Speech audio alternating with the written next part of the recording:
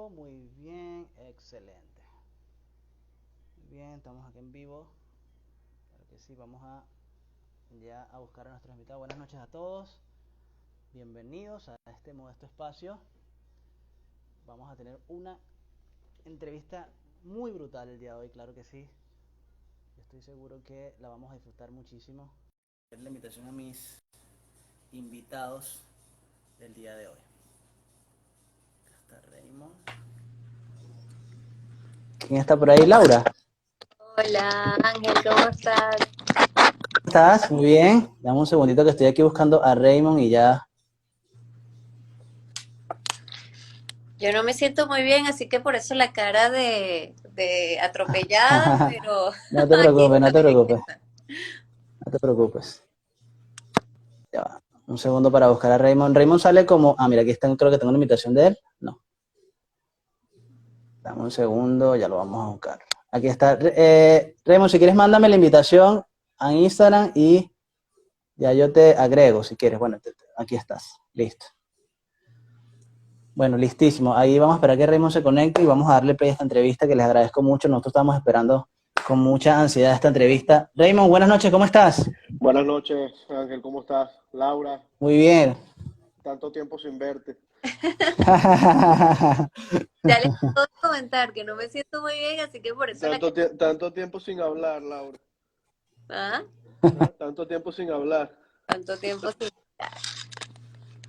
Bueno, muy bien. Mire, primero que nada les agradezco tanto la oportunidad que nos dan después de haberlos perseguidos como unos secuestradores para que nos pudieran dar este pequeño espacio.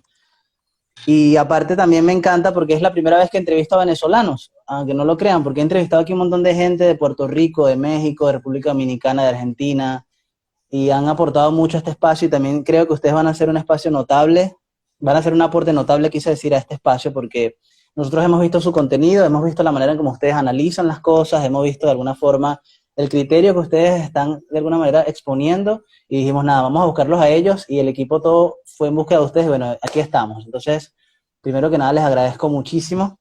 Y este espacio se llama Civilización Posverdad porque entendemos que estamos viendo un contexto donde la verdad hoy está en jaque, está en disputa, y creemos que están pasando unos cambios bastante notables. Y por eso hemos querido traerlos a ustedes para que podamos dar una visión amplia de todo lo que está ocurriendo. Entonces, los quiero presentar a ustedes. Tengo que, Laura, primero las damos, por supuesto, especialista en análisis de data, jefe editor del Freedom Post, que por cierto lo leemos mucho. De verdad, Laura, bienvenida, te agradecemos. Tienes cara de COVID, pero ahí vas. No es COVID, pero es un tema que me persigue hace muchos años, pero aquí estamos. Te persigue. Bueno, y Raymond es abogado experto balístico, jefe escritor de Freedom Post. Creo que los dos son socios, ¿no? Creo que los dos trabajan. ¿Sí? Sí, no me salvo Muy de bien. ella. Ah, no te escapas tampoco. No. Ah, Bueno, bueno. no sé si quieren hacer algún comentario antes de entrar en calor, porque tenemos unas preguntas bastante buenas que podemos. No sé si ustedes quieren hacer algún saludo y le damos No, play. bueno, Ángel, gracias por la invitación, por la persecución. De verdad lamento, porque tengo entendido que también me escribieron a mí y Sí, Laura es un poco más activa en eso, en la interacción con la gente. Pero bueno, o sea, y obviamente cuando se interesa en el contenido de uno, uno también tiene, de eso se trata, pues que se comparta la información o lo que se está buscando hacer. Y bueno, o sea, te agradecemos el interés por querer hablar con nosotros de ciertos temas que sí, ya vi que son temas que están cambiando el mundo y bueno, agradecidos por el espacio. Sí, bien. muchísimas gracias por esa persecución, gracias por la paciencia. Y bueno, hoy no era Sí. posible hacer una nueva suspensión, así que aquí estamos, hay mucho que hablar y justamente, bueno, ustedes tenían por allí escrito, lo tienen en su biografía, una cosa es la verdad y otra cosa es su opinión. Y Así es. hay que decirlo muy claro. Y por eso normalmente análisis van vinculados con números. Y es que a nosotros nos interesan los sentimientos. Y eso Así es. es así. Entonces, qué bueno que ustedes lo están planteando de esa manera. Y Ojo, no es que Laura no tiene sentimientos, Laura tiene sentimientos. Mira, por aquí tengo que alguien te escribió atropellada, nada, preciosa, brillante como un diamante. Puso alguien por ahí Esos que son se llama... los fanáticos de Laura que nunca, Sí, ya veo. nunca sobran. Siempre están ahí todos. Está Por bien, supuesto, está bien. ahora que sigan, que yo los... El club de fans. Ajá. Bueno, bien, quiero hacerles la primera pregunta porque esta es una cosa que hemos visto tratando de entender qué está ocurriendo en el mundo y tiene que ver específicamente con Estados Unidos. Estados Unidos está sufriendo unos cambios muy abruptos. Por ejemplo, yo, desde mi punto de vista, o de lo que hemos estudiado el equipo, está infestado de políticas identitarias. Tiene ahorita una inflación galopante, tiene una tasa creciente de migración ilegal. Y aparte, hoy, para ponerle la cereza al daiquiri, tenemos una reunión de Rusia y España, perdón, Rusia y China, perdón, para hablar sobre el nuevo orden mundial. Entonces, nosotros queremos entender, según lo que ustedes han estudiado, han analizado, han visto estadística, datos, de qué manera puede afectar esto e incidir en Latinoamérica. Porque decimos acá en Venezuela que mientras a Estados Unidos sufre estornudos, aquí a Latinoamérica le da un catarro. Entonces, queremos entender cómo podría esto afectarnos a nosotros en cuanto a las políticas, en cuanto a nuestra forma, a nuestra cosmovisión de ver el mundo y el cambio que Occidente en sus bases fundacionales está sufriendo el día de hoy. ¿Cómo puede esto afectarnos el día de hoy? Primero las damas, así No, que no, Laura, te quiero escuchar. esto es un tema para Laura. Sí, para Laura, Esta definitivamente. pregunta es No para ella. necesariamente porque tú estás en Estados Unidos, así que Sí, pero, digas desde adentro y entonces sigo yo. Dale, a adelante. ver. A ver, ¿Quieres que comience yo?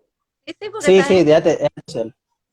Mira, Estados Unidos, el tema de la inflación, empezando por ahí, literalmente le ha cambiado la vida al residente, ¿no? El ciudadano americano, o inmigrante, el que sea, las personas que vivan aquí en los Estados Unidos se han visto muy afectadas. No es el mismo talón inflacionario que en Latinoamérica, sin embargo, pienso que se sufre de una peor manera. Hay un descontrol, un aumento, Sí. por lo menos en lo que es el tema de las rentas o el valor de las viviendas, de casi el 65% a lo que estaba hace 2 años atrás. Wow.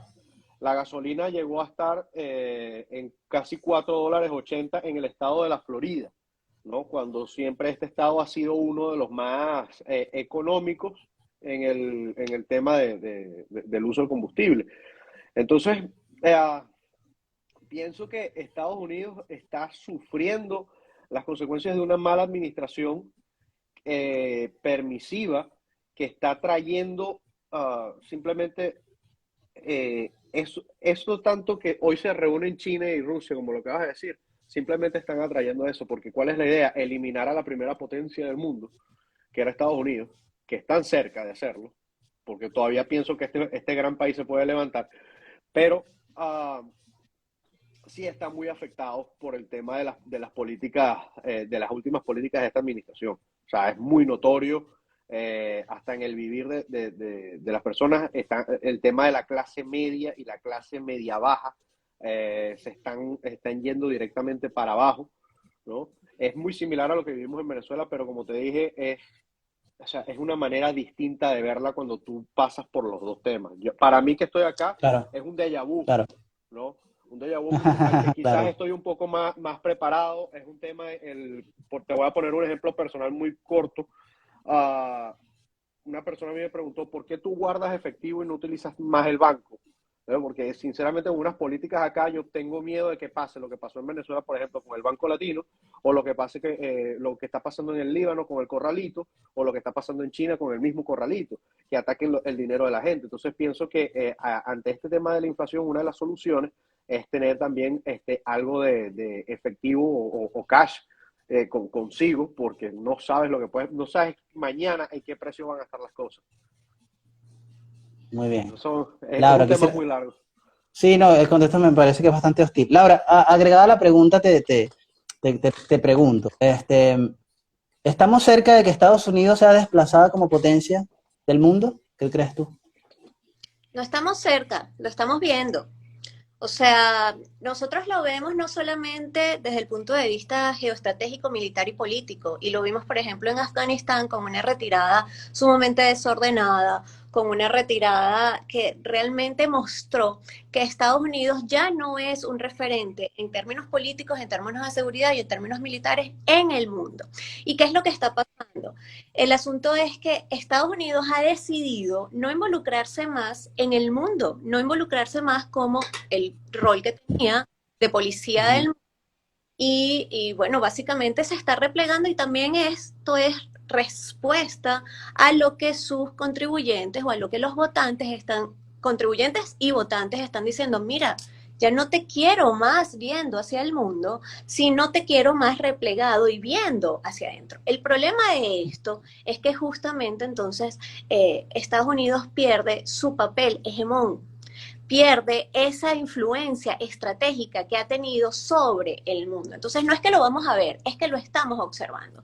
Y quienes lo estamos observando, estamos viendo además cómo China y cómo Occidente se va desplazando y Oriente se viene acercando más y más y más hacia el mundo occidental. Pero aquí el punto bien de alerta que nosotros tenemos que evidentemente es el papel de China. China ha expandido sus alas imperiales y China está haciendo una expansión y una influencia en el mundo, es una cosa global. Entonces, ¿cómo se está haciendo esto? Esta influencia política se está haciendo bajo la seducción del capitalismo, bajo la seducción del financiamiento. Y entonces aquí te doy datos. Y, por ejemplo, a partir del 2014, China ha estado en 138 países, y recordemos que en la ONU, solamente para hacer referencia, son 193, 138 países ha influido China para hacer más de 3.500 proyectos y proyectos megaproyectos con un valor de aproximadamente 273.000 millones de dólares. Wow. Esto quiere decir, con una influencia tan importante desde el punto de vista de financiamiento y desde el punto de vista de capital, por supuesto, detrás de esto viene una influencia política importante y un desplazamiento de Estados Unidos. Ahora, estos son en megaproyectos, y en megaproyectos es en todo lo que compete a los estados en el mundo, a todo lo que compete. Y como les comentaba, son 138 países, es decir, ¿dónde no está China? ¿Dónde claro. no? Nosotros... te pregunto una cosa, ¿sería así como que todo el mundo va a empezar a deberle a China? ¿Algo así? No, no. Correcto. ¿Va a ser el principal acreedor? ¿Algo así? Es que eso ya está pasando. O sea, cuando yo te digo es cuando ya pasa ese primer presupuesto a empezar a ejecutar. Esto viene desde hace mucho tiempo, desde el 2008, 2010. Entonces, era lo que les comentaba, son megaproyectos que influyen en la vida total de todos los estados. Y esto equivale a, y no solamente en la dinámica de los estados, sino en la dinámica interdependiente. Esto es, proyectos de infraestructura, aeropuertos, minas, ferrocarriles, proyectos de hidrocarburos, todo lo que tiene que ver con la industria petrolera, todo lo que tiene que ver con la industria gasífera, energía eólica, comunicación, y el tema de las redes sociales que están surgiendo tiene que ver con ese tema de comunicación, justamente para el tema de la expansión, comunicación, salud y algo interesante. Y les pongo un ejemplo. África. Bueno, en realidad esto es la influencia que es hasta como velada mesiánica, está en los países en desarrollo, pero además está en África y en Latinoamérica. Pero ahora un asunto, y por eso les decía, pongamos solo el ejemplo de África. África, donde el recurso de agua es sumamente importante, les voy a dar datos. En África, el financiamiento de China es 53% en temas y proyectos, megaproyectos de energía y de agua, 53%. Pero ahora vamos a comparar con ¿qué? Con un 22% de capitales de financiamiento internacional y un 2% de capitales estadounidenses. Entonces eso da una magnitud y pone en contexto cuál es la influencia. Claro. Entonces sí, nosotros no solamente estamos viendo, que lo vamos a ver. Voy a agregar algo a lo que dice Laura. Adelante. Adelante. una de las cosas que se escapó aquí en el tema, y es algo que para tomar o poner ojos sobre eso, es que China es un estado que eh, reguló, no, prohibió el tema del Bitcoin en el país. Sin embargo, el estado chino, Sí. el estado con mayor cantidad de Bitcoins en el mundo, por encima, mucho, mucho más por encima que cualquier otro país. O sea, la diferencia es enorme. Entonces, Sí. el control de China llega hasta ahí, hasta quizás los nuevos puntos financieros que se puedan tomar para evitar tipos de inflación o lo que sea. Bueno, ellos también atacaron directamente el blockchain, las criptomonedas, todo eso. Buenísimo. Gracias, muchachos. Creo que pudimos dimensionar bien aquí todos lo que ustedes nos acaban de plantear y entender la magnitud del asunto. Raymond, esta pregunta que voy a hacer es para ti. Estoy seguro que es para ti porque hemos visto tus posts y creo que le has dedicado varios al tema de la inmigración, de la migración, perdón. Y nos preguntábamos si Estados Unidos está sufriendo una especie de implosión porque tiene una migración ilegal desordenada, bueno, entra todo el mundo sin filtro, y por otro lado tienes una cultura woke creciente que está extendiendo sus tentáculos en medios de comunicación, universidades, etcétera, etcétera. El tema de la migración, esto que hemos visto, que nos parece un circo, el hecho de, bueno, no parece ocurrente más que un circo, que los republicanos están enviando en autobuses a los estados demócratas. ¿Cuáles son las implicancias de eso? Mira, eso es una agenda magnificada que la empezó Fidel Castro en los años 80. ¿Ok? Okay. De hecho, Laura y los muchachos estábamos hablando hace días atrás en lo del tema de los Marielitos, pues que fue Uh-huh. Sí. alrededor de los 130.000 cubanos que llegaron a las costas de la Florida en los años 1980 y 81, que fundaron la Ciudad Libertad, debajo ahí de los puentes de Downtown en Miami. Mucha gente ha dicho no, que no se puede comparar. Sí se puede comparar porque es el mismo procedimiento, pero con un país magnificado. De Cuba estamos hablando de una isla y Venezuela Okay. estamos hablando de uno de los países más grandes de Latinoamérica, ¿no? O sea, y con una población de 30 millones de habitantes.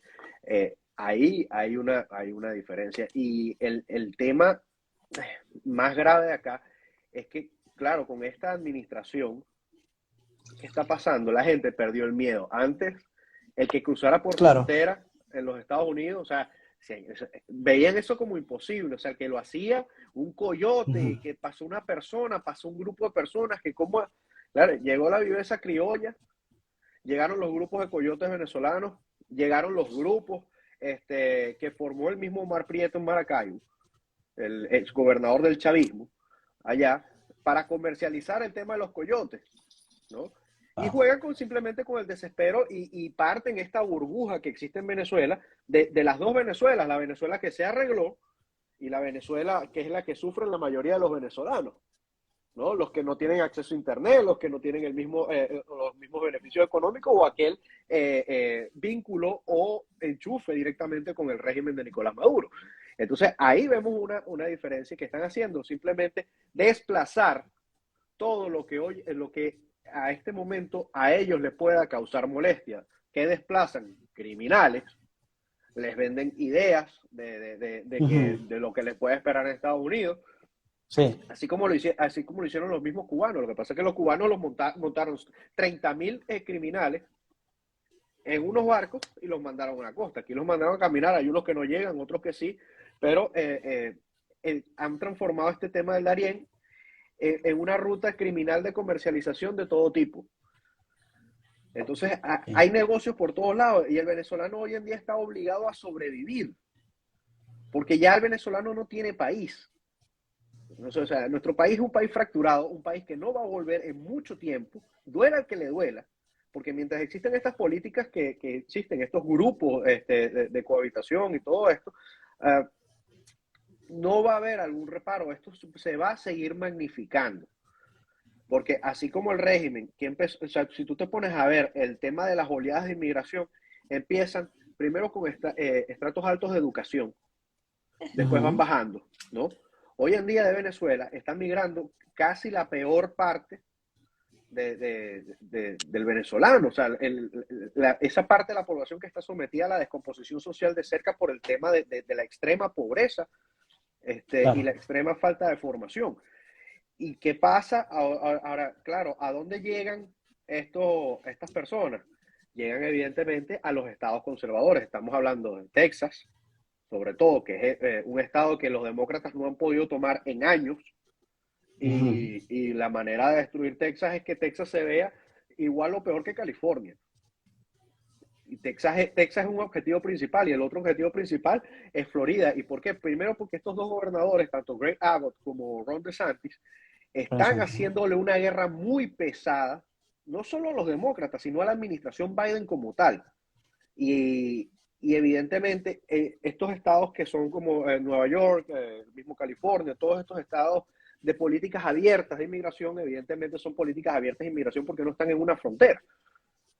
Y yo veo lógico esto que está pasando con los gobernadores de estos estados que están enviando a los inmigrantes, pero Laura dijo hoy en la mañana algo muy cierto cuando yo en la mañana me desperté y le empecé a mandar la información. Mira lo que está pasando justo ahorita. Entonces me dice, ¿eso va a traer un problema? Sí, eso va a traer un problema porque ahorita están politizando la figura del inmigrante ilegal. Unos se las están sacudiendo porque quieren mantener el orden en sus estados y otros la van a tomar como los pobrecitos que están siendo votados y que no los están tomando por. Y hoy tú ves a la Secretaría de Prensa de los Estados Unidos decir que los inmigrantes ilegales se merecen un mejor destino que Florida o que Washington. ¿Por qué? Si son los estados que están, o sea, si ustedes son los que están trayendo esto, ¿por qué no asegurar la frontera? Ayer simplemente la vicepresidenta de acá quedó en ridículo, o sea, creo que Kamala Harris ha hecho el peor ridículo en la historia de los Estados Unidos al hablar, diciendo que la frontera estaba segura, y hoy en día se despertó en su casa con 101 literalmente en la puerta. Sí, lo vimos, ¿no? Todo. Entonces, sí. mira, el tema del wokismo y todo esto va atado a esto porque esto es una agenda. Esto es una agenda que, o sea, que maneja bastante este tema en el Freedom Post es Esteban, porque es la Agenda 2030, la agenda inclusiva, la agenda que es inclusiva, pero que a la vez busca literalmente fracturar una sociedad para formar gente débil y poderla manipular. Bien. Y a eso es a lo que vamos hoy en día. Laura, no sé si quieres agregar algo porque sé que es un tema apasionante, pero me gustaría pasar a las siguientes preguntas, pero si agregas algo puntual, pero tu cara es así como que estás esperando que Esteban termine. Raymond, ¿qué pasa? Raymond, perdón. Comentarios aquí y me da mucha risa porque hay gente que dice que los manden de nuevo, para que agarren de lo suyo. Mira, a mí me parece interesante, todo el mundo evidentemente observó el tema, algunas personas se dieron cuenta de algunos de los trasfondos que va a haber y como justamente le comentaba hoy en la mañana a Raymond, esto tiene dos aristas y el asunto es, bueno, primero que nada, está muy bueno estas políticas de migración de puertas abiertas siempre y cuando no se está justamente en los estados fronterizos, que es algo de lo que comentó Raymond aquí. Pero el tema es, y entonces voy a hacer un ejemplo escatológico. A mí no me gusta hacer ejemplos escatológicos, pero en este caso alguien de mis seguidores lo comentó y es bien interesante porque eso se le va a quedar a la gente en el estacionamiento mental, como acostumbro a decir yo, que es el asunto, estaba contando una anécdota de que el vecino justamente llevaba a pasear a su perro y la caca siempre la hacía justamente al frente de la puerta de la persona que estaba contando el asunto. Todo eso se para cuando la mamá de esa persona lleva la caca todos los días en vez de botarla, ni estarle reclamando, la lleva a su puerta. Con las grandes diferencias que evidentemente no son aplicables, la situación empieza a ser distinta cuando lo tienen en su casa.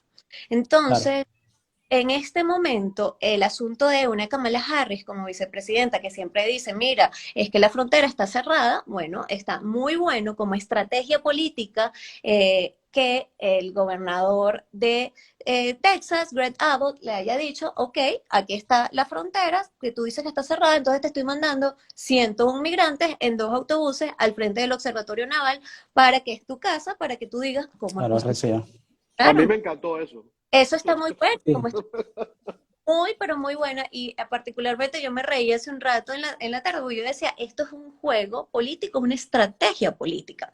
Y por el otro Claro. lado, bien, entonces, también que el gobernador Ron DeSantis de Florida haya dicho, mira, lo voy a hacer lo mismo, te voy a mandar en 2 aviones privados a una isla de Massachusetts, que por cierto, no es cualquier isla, es una isla Sí, justamente sí, de, sí, bien, bien acaudalada, sí. exactamente, de multimillonarios, etcétera. Entonces, esto, alguien por allí decía, no, pero es que están usando a los migrantes como peones políticos, es que siempre han sido usados Así es, como siempre. peones. Entonces, en este Ok. momento, de volver a repetir, en política no hay ingenuidad. Entonces, este juego va a ponerse interesante, y digo juego con el respeto de la palabra, este juego político donde están los actores políticos se va a poner interesante, porque entonces es, bueno, vamos a mandar a todos estos migrantes a estos estados santuarios, que una cosa son los santuarios, otra cosa son los estados demócratas, que no Ujú. excluyen, ojo con eso, y entonces es decir, vamos a ver ahora cómo va a cambiar la dinámica de la política pública en cuanto a migración. Muy bien. Bueno, creo que estamos aprendiendo mucho el día de hoy. Creo que hay muchos comentarios. Hay hasta una pregunta, hay varias preguntas, pero quiero avanzar porque este tema sé que es bastante apasionante. Ahora sí, si nos vamos un poco a Latinoamérica, Raymond y Laura, quiero hacerles dos preguntas bastante puntuales a ver cómo la ven ustedes. La primera es, ¿qué significa para Latinoamérica en general que en Chile haya ganado el desapruebo? O sea, que se haya pasado por alto esta reforma de la Constitución y que haya perdido de manera categórica, porque fue o sea, fue una cosa contundente. Quisiera saber cómo afecta eso a la izquierda latinoamericana y nuestra visión como región. ¿Cómo la ven ustedes? ¿Cuál es el panorama? Raymond, tú primero. Mira, resumiéndolo en una palabra, es esperanza. Y por otro lado, es demostrar que la izquierda sin armas no tiene fuerza, Bien, ¿no? Que creo que es lo que pasa en Chile. Bueno, yo excelente. no estoy muy de acuerdo con Raymond, y eso está bien porque normalmente nosotros justamente vemos las cosas desde varias aristas. En el tema del de Ok. Freedom, que esto fue como un tropiezo en la larga victoria, la larga seguidilla de victorias que había tenido la nueva izquierda. Porque así como hay la nueva derecha, nosotros tenemos que asumir que hay una nueva izquierda. O sea, es decir, desde el 2018 había venido ganando diversos personajes de la izquierda, empezando por Argentina con Alberto Fernández, después Honduras, después en Perú Castillo, después en Chile Gabriel Boric justamente en el 2021, y después Petro ahorita. Esto para mí es solo un tropiezo. Y entonces allí uno lo que hace es observar cuál fue la reacción de la izquierda. Porque Ujú. hubo varias reacciones de la izquierda. Entonces, por ejemplo, Maduro lo que hizo fue atacar directamente a este señor, a Boric. Y lo que dice es, Boric, esto no ajá. es falta de liderazgo, y por eso la Asamblea Constituyente no dio paso y no Ujú. hizo lo que tenía que hacer, etcétera, etcétera. Hay varias cosas que es como un arma de doble filo. Eh, sí, es una esperanza de un retroceso, pero también es una esperanza para ellos. ¿Por qué? Porque tenemos que recordar que se firmó un acuerdo cuando justamente Boric estaba en el Congreso, no solamente porque era Boric, sino porque un acuerdo entre partido de gobierno y partidos de oposición en el que dicen, sea como sea, nosotros vamos a hacer un proceso constituyente porque el 80% de la población chilena dice, no queremos esta constitución. ¿Cuáles Ujú. fueron las razones por las cuales hubo el rechazo a esa constitución? Bueno, básicamente por atacar al texto, porque hablaba de plurinacional y la gente decía, nos van a dividir el país, porque hablaban de, no aseguraban demasiado el tema de vamos a proteger la propiedad privada, y también porque hubo mucha crítica hacia justamente, nosotros le decimos Asamblea Nacional Constituyente, pero ellos le llamaron Convención Constituyente. Convención constituyente, exacto. Entonces, ¿qué es lo que pasa? Y por eso es que yo digo, puede ser una esperanza para nosotros, pero en realidad es una esperanza para ellos porque ya se había firmado un acuerdo en el que dice, nosotros vamos a hacer un proceso constituyente independientemente del resultado del plebiscito. Eso quiere Okay. decir, hubo el rechazo, pero el rechazo es hacia ese texto y no hacia el proceso constituyente. Y eso es una alarma, eso es una alerta así con luces de neón. Okay. Entonces, eso Quiere decir demuestra, algo así como que, quiere decir entonces que la izquierda siempre van a ser malos perdedores. Ellos nunca aceptan la derrota, siempre hay un camino verde que tomar, siempre, sí, ¿no? claro, y es que en eso tienes toda la razón, y vamos a recordarlo cuando pasó con nosotros en Venezuela, Claro, ¿cómo cuando olvidarlo? fue lo que hizo Chávez, se le dijo que no, y después él hizo Ujú. una reforma. Entonces, justamente dentro de ese convenio está planteado eso, es, no vamos a estar dejando de lado el proceso constituyente, lo que vamos a hacer es un nuevo proceso constituyentista, ojo con eso porque es sumamente de cuidado, o vamos a hacer una reforma, nos lo están planteando. Eh, Ok. Hablaban de, bueno, eso también puede influir en la izquierda latinoamericana, por ejemplo, en Lula, que ahorita el 2 de octubre tiene las elecciones en Brasil o en Brasil. Pero el Ujú. asunto es que Lula, según las encuestas, va apuntalando frente números bajos, números vienen, y eso también depende de la credibilidad de la encuestadora, entre 44% para Lula y 37% para Jair Bolsonaro. Por- Eso hay que ujú. depender también de si va o no va a una segunda vuelta.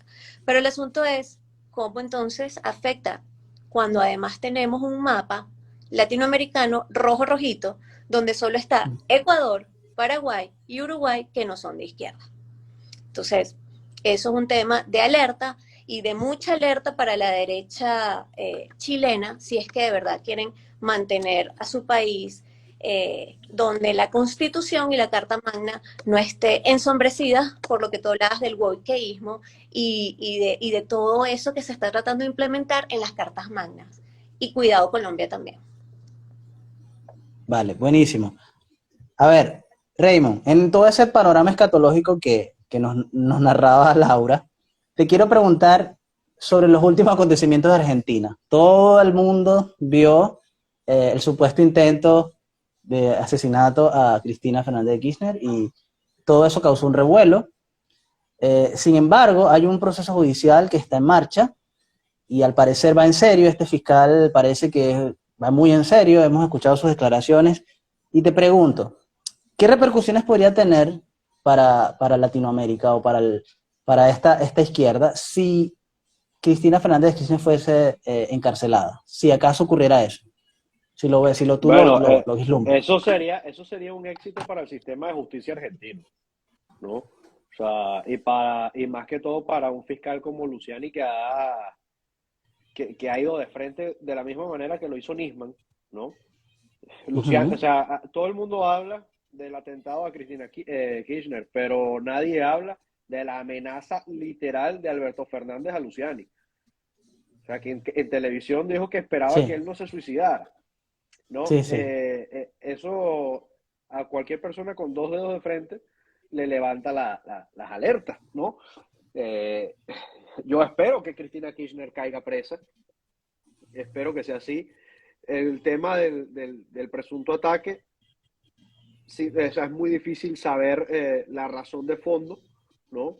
Pero lo que yo sí puedo estar, o sea, que podría poner mi ficha en el juego es que aquí hablamos de un lobo solitario, por decirlo de alguna manera, ¿no?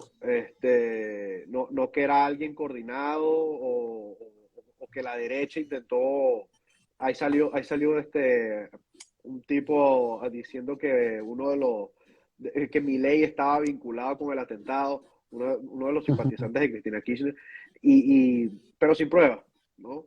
Ellos están muy Claro, tranquilos, pienso que si cuidan a Luciani, va a llegar al fondo de este asunto y el tema es que este atentado cayó en un momento donde Cristina Kirchner evidentemente necesita postularse para la presidencia en las próximas elecciones para evitar de alguna u otra manera ese juicio en su contra. Pero, o sea, de creer y no creer, bueno, o sea, cada quien tiene su posición de lo que pasó ahí. Mucha gente dirá que fue algo orquestado, otros dirán que no. Es muy difícil de saber mientras no tengamos en verdad la evidencia en la mano. Bien. Laura, Sí, aquí justamente ¿algo con que... lo que comentaba Raymond es que había un hilo cronológico, una secuencia de eventos. Entonces, primero fueron los alegatos, y lo ponemos en un marco histórico muy específico de menos de un mes. Pero fueron los alegatos finales ya de Diego Luciani, el fiscal, que por cierto Ujú. siempre cuídenlo, de verdad, cuídenlo mucho. Después entonces sale Alberto Fernández a trastabillar, porque justamente todo el discurso político y el discurso de la opinión pública estaban volcados en este tema de lo que sucedería con la pena que se le estaba planteando a Cristina Kirchner. Pasa esto y entonces evidentemente la agenda se viene a este punto, o sea, ya se había olvidado este asunto de lo del juicio y entonces viene, es solamente para lo que Alberto Fernández dijo que fue una amenaza total. Aparte de eso, que es desdecirse, porque él mismo dijo, nadie tiene duda, lo dijo en el Ujú. 2017, nadie tiene duda de que Nisman se suicidó y entonces ahora cambia la versión y dice, bueno, perdón, que fue un homicidio y que ahora se suicidó. Y Eso sí, después entonces, no, no es al azar, en política no hay ingenuidad que venga un atentado que, por cierto, se parece mucho a atentados en otros países contra otros líderes de proyectos de izquierda o revolucionarios en el poder, y fíjense en Venezuela, normalmente son atentados que son fallidos. Y qué bueno esto planteado por Raymond, que dice que es un lobo solitario, porque entonces no se necesita tanta investigación, se apaga el fuego ujú. rápidamente y así pasa. Ahora, el tema es, yo particularmente estaría feliz, de verdad, que a Cristina Kirchner la pongan presa. Pero aquí va en contra nuestra y de la justicia los tiempos judiciales. Porque, y eso lo en estos días en una entrevista o en un live, no recuerdo, un space, justamente el asunto es, el Tribunal Oral Segundo Federal tiene que dar el veredicto antes de diciembre de 2022, antes de este año. Ellos están en este proceso en ese momento. Para que esa sentencia sea firme, esto es diciembre de 2022, o sea, ya no comimos lo que pasa de diciembre. La gente se le empieza a olvidar porque la memoria normalmente del votante es bastante frágil, pero adicional la del latinoamericano, porque nosotros tenemos un pasticho de información y nos van metiendo informaciones, y la gente tiene que entender que eso es una operación. Pero adicional, entonces ya nos comimos todo el 2022. Después, entonces, para que la sentencia sea firme, tiene que venir la Cámara de Casación a ratificarla, sea la que sea la sentencia, y después de eso tiene que venir la Corte Suprema de Justicia. Con los años, con el tiempo, esto ya da al año 2023. En el año 2023 vienen justamente las elecciones. Y en esas elecciones, entonces Cristina se va a lanzar, se puede lanzar para senadora, se puede lanzar para vicepresidente, se puede lanzar para presidenta. Cualquiera de esos escenarios. ¿Qué comienza a hacer? Que como ella tiene un discurso que todos conocemos, y la arenga y la cosa, entonces se convierte en esto, y si ella llega a ganar, sucede que hay una sentencia firme mientras ella haya ganado, entonces lo que viene allí es un juicio político de destitución. Y ahí sí va a venir un quilombo en Argentina y en Latinoamérica. Y entonces Ok. las izquierdas se van a empezar a mover y se van a empezar a estructurar, porque justamente ahorita tuvimos la firma de una carta de varios presidentes diciendo, no, es que el atentado y la cosa y todo lo que está pasando contra Cristina, entonces imagínense eso exponenciado 10 veces más si esto llega a pasar con un juicio político de destitución. Wow, wow, wow, muy bien. Wow, ese panorama no lo vi venir. Gracias, Laura. Gracias. Bueno, me quedan solamente dos países. Obviamente tenemos que pasar por Colombia. Hemos visto fotos de el embajador de Colombia acá en Venezuela abrazando a Diosdado Cabello, dándole la mano a Maduro. Y todos acá nos estamos preguntando si este restablecimiento de las relaciones entre ambos países es definitivamente la legitimidad ya a toda costa de Maduro y la pérdida de vista de lo que se llamó Guaidó. Y quisiera preguntarles en ese sentido, ¿cómo lo ven ustedes? O sea, Colombia definitivamente pasó a otro plano, ya se olvidó lo que pasó y estamos en otra administración. ¿Y eso qué significaría para nosotros los venezolanos entonces? Raymond. Ah, Ya me respondiste, ya respondió. Yo la cara mira, de dos se puso triste, vio para el lado.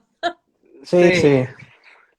fíjate, Bueno, ahorita viene, ajá, el tema de Colombia, bueno, días atrás, antes de las elecciones, también nosotros tuvimos una reunión y, bueno, o sea, los del equipo estábamos claros que Petro se llevaba el botín, ¿no? Por decirlo de alguna manera, se claro, llevaba el premio. claro, Estábamos muy seguros de eso, lamentablemente, es así, y ya habíamos empezado a evaluar las consecuencias, ¿no?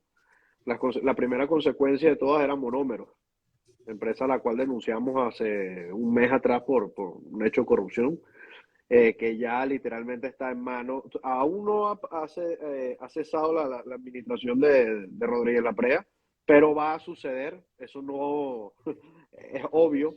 Petro quiere que la empresa sea 100% colombiana, ¿no?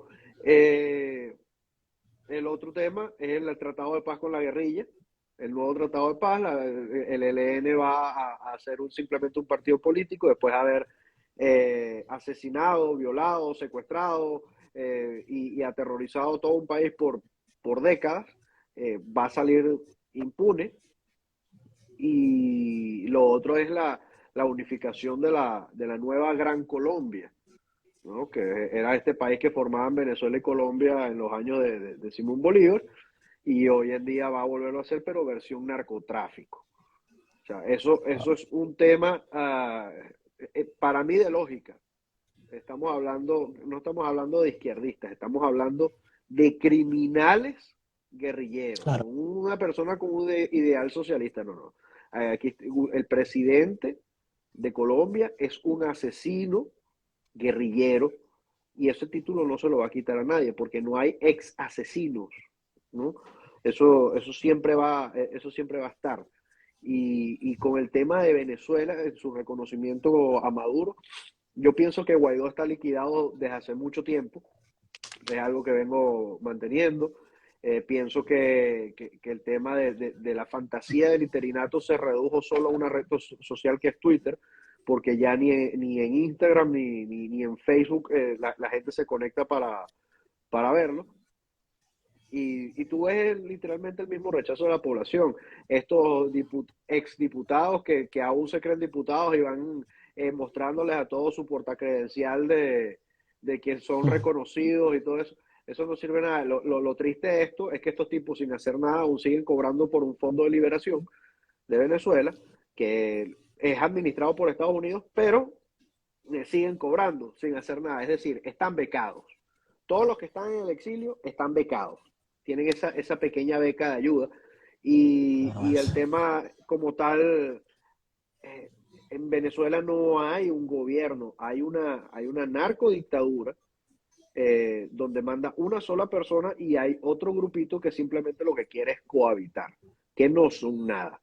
De 60 países que lo reconocían, hoy quedan, según mi estadista estrella, la señora de Rosa, quedan, ¿cuántos? 13, 14, 12, 10, yo no sé ni cuántos Sí, Entonces, quedan. esa es la No, pregunta que entonces venía a continuación. ya simplemente eso para mí, eso es un muerto hace mucho tiempo, tanto No. políticamente como a nivel de reputación, a nivel de todo. O sea, simplemente ayudaron a acabar con lo que queda, la esperanza que queda del país. Son igual de criminales que el chavismo. Ok, Laura, ya va, dame un segundo que te quiero preguntar algo, porque yo sé que esa parte, sé que vas a hablar bastante, pero fíjate que sí me gustaría saber, Si Laura no Raymond lo habla. dijo ya, pero Raymond decía que se redujo a una especie de gestión por Twitter. Pero todos acá, todo el equipo ha visto cómo tú has llevado un conteo de los países que se han ido deslastrando de Guaidó y esa supuesta legitimidad, eso, de ese supuesto apoyo. No, Entonces, yo no he visto a la más pregunta, nadie que no sea Laura que lleve ese conteo. sí, es una cosa extraordinaria, de verdad. Eso es un tema tabú para los políticos venezolanos. Bueno, políticos. Claro que Pseudopolítico. sí. Bueno, Laura, ajá, échanos el cuento entonces. A ver, Bueno, sumado a lo de Petro, ¿dónde queda bueno, Guaidó entonces? Ajá, bueno, Guaidó queda en el olvido. Lo que pasa es en que el olvido. sí, nosotros tenemos que entender que esos fueron distractores y nos ha costado mucho entenderlo. Así como fue Capriles un distractor, así como fue Rosales un distractor, así como fue Leopoldo López un distractor. ¿Quién más? ¿Quién se me pasa? Ellos han sido distractores, porque en el punto en que ellos son cohabitantes, o sea, con esta pseudo oposición es cohabitante, no es que están trabajando en bandos contrarios, es que este es el bando que ayuda a distraer a realmente la población de lo que está sucediendo, que es lo importante. Entonces, generando llamitas y llamitas y fueguitos de esperanza y lógicamente se van apagando y se van apagando y la gente lo que va haciendo es, va Mi perdiendo hermano. esperanza y por Exacto. eso desesperanza desaprendida, que es un proceso sociológico que ya lo he conversado en varias oportunidades. Guaidó eh, utilizó el que la gente se le olvidara que viene de un partido socialista como Voluntad Popular y básicamente la gente dijo, bueno, sí, vale, es el momento, Trump está dispuesto a hacerlo, tenemos apoyo y básicamente él no tiene el apoyo de los 60 países, es la maniobra que hace Trump básicamente con todo la estructura de poder que trae Estados Unidos y dice, bueno, son 60 países quienes lo están reconociendo. Pero lógicamente cuando después de eso se diluye, porque básicamente no se avanza en nada militar que sí estaba planteado, aunque mucha gente diga ahora que no, pero ahora se entiende que sí estaba planteado algo militar, entonces allí se empieza a diluir con el tiempo y a este punto evidentemente se ha perdido tantos años y en esos años nuevos proyectos políticos han entrado al poder, que básicamente son de izquierda, y todo esto se ha ido diluyendo. Pero el básico golpe, el primer golpe principal, fue cuando la Unión Europea deja de reconocerlo como presidente, sino como lo reconoce como líder de la oposición, y ahí se vuela 27 países de una sola vez. Entonces, Bien. bueno, ese es el conteo. Aquí alguien colocó Guaidó es el más ilustre estiércol de la mal llamada oposición y alguien puso Raymond es el ser más feo de este live. No, no, eso, no, Bueno, están diciendo mire, que te amo. sí, Nada, ahí ni dice. me quedan solamente tres preguntas. Las pasé por un tamiz para hacer las más importantes para los intereses de esta parte. Y hay una Yo te pregunta que que sí, yo te dije, yo te dije. sí, sí, culpa tuya, Laura, que hablaste mucho, mentira. Bueno, a ver, en este panorama, Raymond, te pregunto, ¿cuáles serían los intereses entonces de los venezolanos? O sea, ¿qué crees tú que está en el ideario, en la narrativa del venezolano? O sea, ¿qué es lo que aspira el venezolano ante esta situación tan hostil y tan desesperanzadora como la que describe Laura? ¿Qué tú crees? ¿Cómo la ves tú? Mira, el venezolano lamentablemente está condenado, ¿no? Ok, Y bajo esa condena ha, ha tenido que entender que su única opción es o sobrevivir o emigrar, ¿no? O sea, ya a nivel político no hay algo que pueda, ¿cómo te explico? Pueda volver a levantar la esperanza del venezolano. Esta payasada que quieren hacer ahorita de las elecciones primarias y todo eso, que hasta se han prestado ya políticos que no se habían prestado, ¿no? Eso no va a terminar en ningún lado. Pues aquí no va a haber manera de levantar al venezolano que diga voy a ir a votar. O sea, el que lo haga es por algún tipo de convenio, algún tipo de, como lo sabemos, como los que salieron a votar en estas elecciones pasadas. Eh, y no hay mucho que hacer. O sea, pienso que este circo da como resultado, es eso, sobrevivir o emigrar. bien. Está tensa la cosa. en ese panorama pesimista que nos escribió Raymond, Laura, ¿tú tienes una posición distinta? ¿Crees que de la ciudadanía salga algo? ¿Hay algún recoveco de esperanza, algún reducto de posibilidad de que podamos levantar la cabeza o no? No, en este momento. Ok. En- y digo en este momento porque, bueno, estas elecciones, que no son elecciones, sino son selecciones o son votaciones, porque la gente lo que va a colocar es un papel en una urna más nada, eh, no significan ningún esperanza. Entonces, eso por un lado. Y por el otro lado, tendría que venir un outsider o tendría que venir algo que realmente mueva la situación y básicamente eso no está muy fácilmente planteado en algún escenario. Y esto está justamente como les llamaba antes, indefensión aprendida y en esta desesperanza, es justamente lo que Ujú. nos lleva, porque eso era la intención. Cuando tú tienes a una población, que insisto, a mí no me gusta llamarnos pueblo, porque esas son masas que tú trasladas, te vas moviendo a tu antojo, entonces tienes que tener una población que no tenga capacidad de rebelión, que los movimientos externos sean nulos, y esto justamente está planteado desde la estrategia política de mostrar y viralizar que tanta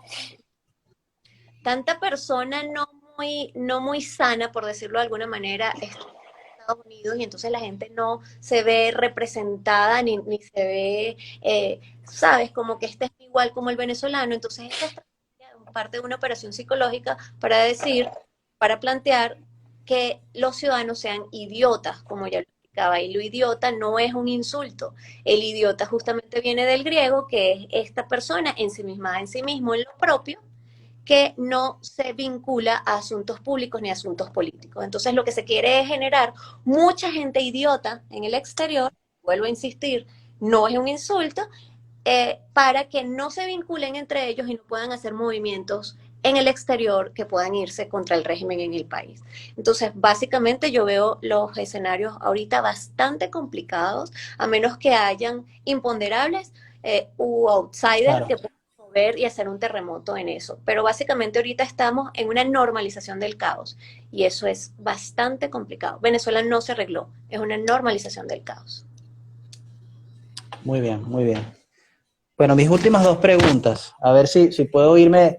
Pues yo soy venezolano, estoy aquí en Venezuela y esta ha sido una de las entrevistas más duras que he tenido que hacer porque uno tiene que darse un baño de realidad de vez en cuando y les agradezco mucho, muchachos, porque nos han ilustrado enormemente y yo creo que voy a agarrar muchos extractos, vamos a agarrar muchos extractos de esta entrevista para poder ilustrarle a la gente en la situación tan caótica en la que estamos. Y por ahí dicen que uno nunca toca fondo, que siempre se puede estar más abajo. Y entonces, Coño. bueno, gracias. Mire, una pregunta que les hago, imagínense, les pongo este panorama, si ustedes pudiesen darle algún consejo que no sea emigrar, a los jóvenes venezolanos, ¿qué le pudiesen decir?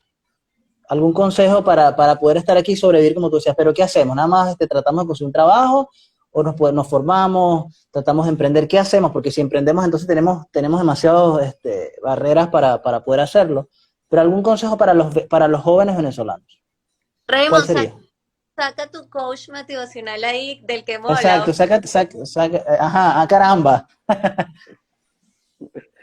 Ella me hace eso a propósito. No, me la voy a cobrar. Yo paso factura después. Ok, Mira, un consejo a los jóvenes venezolanos. Wow. Aparte del tema de mantener la formación y buscar ser mejores cada día, creo que o sea, sería la única alternativa que tienen como para buscar soluciones a la problemática que vayan a ir viviendo día a día, ¿no? O sea, el tema de mantener eso, la formación y mantener quizás mucho el tema familiar, ¿no? El tema de la familia es algo muy importante para la formación de todos los individuos. No sé qué más podría recomendarle yo a alguien, porque sinceramente a todo joven con el que yo pueda hablar, si me dicen eso, yo lo que le puedo decir es, sal de ahí. claro. sal de ahí, pero porque es lo que te digo, Venezuela está sumergida en una descomposición social muy grave, donde tiene que venir una purga muy fuerte y, y eso también está muy lejos de suceder. Ok, vale. Laura, Bueno, no puedo dejar de decir lo del coach motivacional que tiene mucha razón. No, yo me hago eso y me voy a la quiebra. ok. Bueno, diría cuatro cosas, ahorita lo estaba como anotando. Yo diría a los jóvenes venezolanos que no pueden migrar, porque el que puede migrar que lo haga. Ok, Eh, Mis sobrinos salieron de Venezuela, nosotros los ayudamos a salir precisamente porque yo dije, ustedes necesitan entender que para comprarse un carro, un celular, una casa, tú no tienes que trabajar toda la vida. Y eso es en un ejemplo tangible, un ejemplo aterrizado. Ustedes tienen que entender que ustedes no tienen que estar con miedo de que vayas caminando por la calle y que te roben o que venga un motorizado y que después, además de eso, ese miedo te va a perseguir durante bastante tiempo en cualquier país en el exterior. Cuando tú escuchas una moto, lo primero que vas a hacer es voltear. Entonces yo no quería eso para mis sobrinos. Y mis sobrinos están todos afuera. Entonces, el que no pueda migrar, yo le diría básicamente cuatro cosas a nivel personal. Número uno, pensar fuera de la caja. Pensar fuera de la caja quiere decir, estamos viendo que en este momento, después de la pandemia, sí, la gente que estudió surgió, hasta que llegó el punto de la pandemia y entonces comenzaron a salir al flote, perdón, los oficios. Entonces, sé un emprendedor, piensa fuera de la caja, estudia, pero además piensa en un emprendimiento y no pienses en estar debajo de alguien ganando un sueldo. Piensa en cómo generar tu dinero y generar tu empleo, que seas tú un empleador. Sobre la base de eso, entonces esto es muy importante, es no pienses en papá Estado, sino piensa en ser tú una persona capitalista. Y entonces aquí viene algo que es importante desde el punto de vista político, que básicamente es sociológico para todos nosotros, y es, nosotros nacimos y crecimos en un sistema socialista, en un sistema izquierdista. Para sacarnos ese chip, que es diario, se necesita mucha práctica, se necesita darse cuenta, y eso no es fácil estando dentro de Venezuela, porque todo el mundo habla el mismo idioma socialista, por decirlo de alguna manera. Entonces, cuando tú empiezas a pensar fuera de la caja, cuando tú empiezas a emprender, cuando tú empiezas a decir cómo genero dinero y cómo genero empleo, entonces ya tú empiezas a deshacerte de esa mentalidad izquierdista.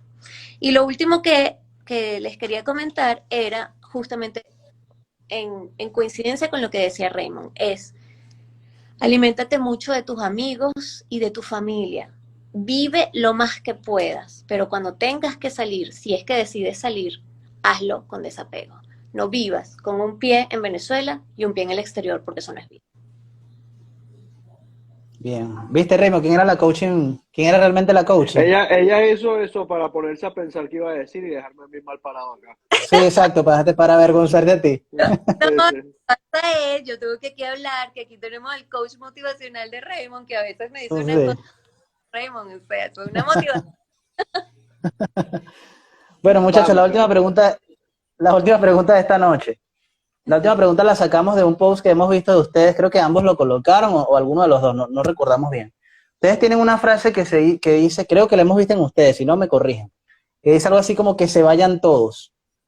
Y me imagino que tiene que ver con los políticos que lastimosamente han sido una vergüenza para nosotros como ciudadanos. Pero la pregunta sería, si se van todos los políticos, ¿cómo renace una nueva clase política? O mejor dicho, ¿qué debería tener una nueva clase política? Porque la política siempre va a estar con nosotros, siempre nos va a afectar, siempre no podemos escapar de ella. Y la pregunta sería, ¿qué debería tener una nueva clase política si en algún momento llega a renacer, sea un outsider, sea un nuevo partido político? Pero ¿cuáles son los cimientos, cuáles son los valores que debería tener esa nueva clase política, al menos desde el punto de vista aspiracional? Sabemos que estamos en un momento oscuro, pero bueno, supongamos que ustedes pudiesen describir el arquetipo de esa nueva clase política para que cuando se vayan todos renazca algo nuevo? ¿Cuál sería, Remo? Educación y que no tengan antecedentes penales, empezando por ahí, ¿no? O sea, no, es que, y Que lo no digo muy en serio, sea alguien como Petro, pues. lo digo Claro. muy en serio, lo digo muy en serio. Aquí estás hablando, te voy a poner un ejemplo. El problema de aceptar cualquiera en la política es Claro. que hay desde personas que han llegado a la presidencia después de haber matado un centenar de personas, como también hay diputados que estuvieron juzgados por homicidio, ¿no? Y sentenciados. Entonces, ya yo pienso que por ahí eh, se tendría que evaluar bien quién puede llegar a la política y quién no, ¿no? O sea, el tema de los antecedentes penales creo que es algo muy clave, pero no, ahorita es como te digo, o sea, no, yo no veo,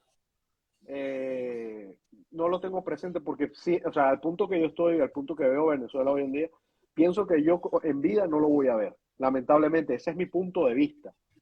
Me pueden Ok. llamar pesimista, o sea, yo tuve con Venezuela literalmente lo que es un divorcio estando enamorado. Porque a mí me encantaba Ujú. mi país, pero sabía a dónde iba, estaba muy claro lo que estaba pasando, no pensé que iba a llegar a tanto, ¿no? Pero al tema del reparo y de una nueva clase política, lo que pasa es que en Venezuela se ha acostumbrado a que no hay políticos, hay sindicalistas. Y son dos cosas totalmente distintas. Cualquier balurdo te llega ahorita a una alcaldía. Cualquier persona sin formación te llega a cualquier cargo público. Y simplemente porque existe el tema del amiguismo, el enchufe, el contacto, ¿no?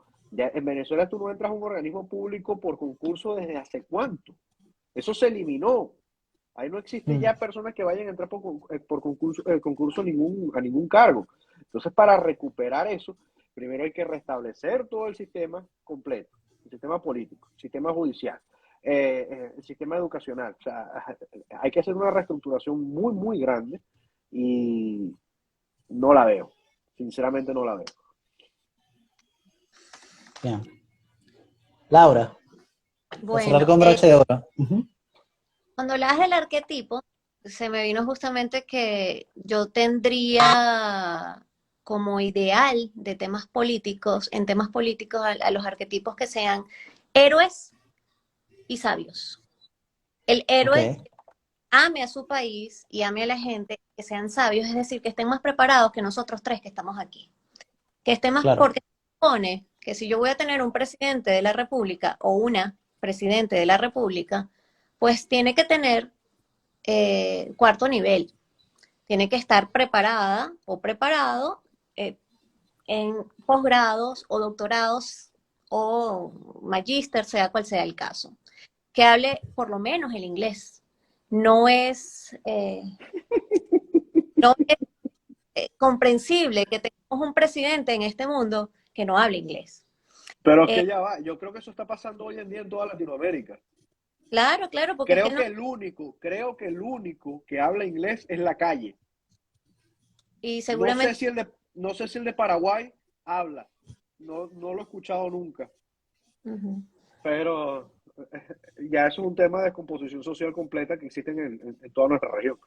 Entonces, bueno, esto, que sea una persona sumamente preparada, que sea una persona, y por eso es el que se vayan todos. El ni con rojos ni con azules fue el primer hashtag que yo empecé a escribir en el 2016, pero venía del 2013 por allí, porque ahí fue cuando me cayó la locha, como decían de los viejos. Ujú. Este, y después viene el que se vayan todos, porque si tú no tienes ni con rojos ni con azules, después tiene que venir el que se vayan todos, y eso viene como un proceso de consultoría política.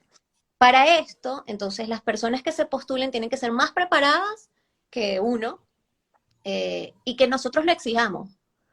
Y tener la población, la ciudadanía, el criterio de que esto es como una empresa. Y se los pongo un ejemplo muy rápido. Si tú eres dueño de un kiosco, ese kiosco o una empresa, tú buscas entre diversos currícula a ver cuál es el mejor para gerenciar esa empresa. Lo mismo pasa con una tienda, lo mismo pasa con una empresa. Si tú tienes una mega empresa, que es un país con 30 y pico de millones de personas, 32 que están ahora afuera, entonces ahorita quedan 26, que tus decisiones donde desde tu ignorancia tú afectas a 28 millones de personas, 28 millones de almas. Entonces ahí tú te das cuenta de lo importante y de la trascendencia que significa llegar a la presidencia de un país. Y por ejemplo, Perú lo está viendo con el maestro Pedro Castillo, como es un maestro, pero tiene tan poco conocimiento de tantas cosas que sus decisiones afectan en mucho a cada uno de esos peruanos que viven en ese país y les están destrozando el país, así como un autobusero destroza a Venezuela, pero antes de eso lo destroza un militar, que los militares lo que hacen es llegar y cambiar la alfombra y cambiar el cuadro del lugar, porque eso es lo que hacen los militares cuando no están en sus temas militares. Entonces yo diría eso, yo diría que no tenga los antecedentes penales, y una cosa muy importante para cerrar es que coloque ante el Poder Legislativo un proyecto de prohibición del comunismo y el socialismo en Venezuela, incluidos los partidos. Eso quiere decir el que se vayan todos, porque entonces entra AD, COPEI, Un Nuevo Tiempo, los rojos estos, ¿cómo se llama? El PSV, etcétera, etcétera. Entonces, allí, cuando una persona seria diga, vamos a hacer un proyecto de prohibición del comunismo y del socialismo, como Hungría, contarán con mi voto. Ok, muy bien. Bueno, creo que hemos llegado al final. Estoy sumamente satisfecho. Estamos acá sumamente satisfechos. Ya me están pidiendo que corte, pero no sé si me podrían hacer un enorme favor así muy breve, porque sé que tienen que irse, pero me gustaría que nos dieran algún mensaje a todos nosotros que estamos acá tratando. Este espacio lo hicimos porque nos interesa que, si ya Venezuela vive un caos en todo lo que hemos narrado, en servicios públicos, sueldos de hambre para los maestros, o sea, un caos total, una narcocorrupción, pero entonces ahora se viene la cultura woke, poco a poco se está metiendo, ya tenemos a feministas haciendo proyectos de ley en las legislaciones venezolanas, varias cosas. Nosotros decidimos levantarnos y hacer algo para hacer un frente. Y me gustaría que ustedes nos dieran algún mensaje, porque sé que nos va a tocar bastante difícil, pero la intención de nosotros es exponer la verdad y no dejar que, aparte de los problemas que ya tenemos, entonces se legalice el aborto o entre otras cosas. Así que con eso nos despedimos. Raymond. Mira, te voy a decir algo, el futuro es fácil porque no existe. ¿Qué te quiero decir con esto? Que simplemente, o sea, tú haces tu camino, y si esa es tu meta en realidad y en verdad es algo que sueñas, algo que lo vas a conseguir si eres una persona perseverante en tu objetivo. Así que lo único que te digo es mantente ahí en la línea. Momentos de bajones vas a tener, pero no va a haber nada. Si en verdad ese es tu objetivo, como te dije, simplemente vas a seguir viendo al frente y lo vas a alcanzar. Lo que tienes es que seguir. Muchísimas gracias. Ahora. Acuerdo con Raymond y bueno, nos tocó duro a los venezolanos, nos tocó duro afuera, nos tocó duro adentro, donde sea. Eso parece un chinazo, pero gente, básicamente sigan adelante, que nos toque. ¿Qué pasó, vale? ¿Qué pasó?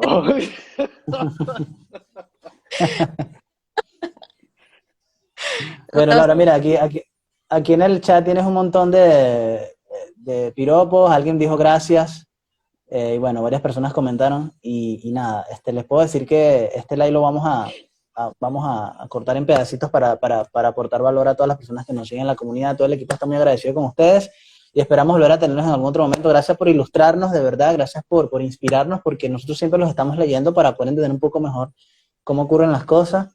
Me encanta, por cierto, nos encanta el tono sarcástico que a veces le dan a las cosas, sobre todo Raymond, un poquito sarcástico en sus posts, y todo eso lo tratamos de... Bueno, es lo que pensamos nosotros, así lo interpretamos nosotros, tal vez no. Pero el tema es que siempre los estamos siguiendo, y siempre leemos el Freedom Post desde hace tiempo, de hecho. Pero gracias, muchachos, de verdad, esperamos también entrevistar a otros del equipo. Si nos pueden facilitar eso, sería buenísimo. Seguro que sí, cómo no. Con gusto. Con eso. Disculpa. Veces que suspendimos básicamente por mi salud. Hoy estaba guindando la cosa también. No te preocupes, tranquila. Bueno, les mando un abrazo.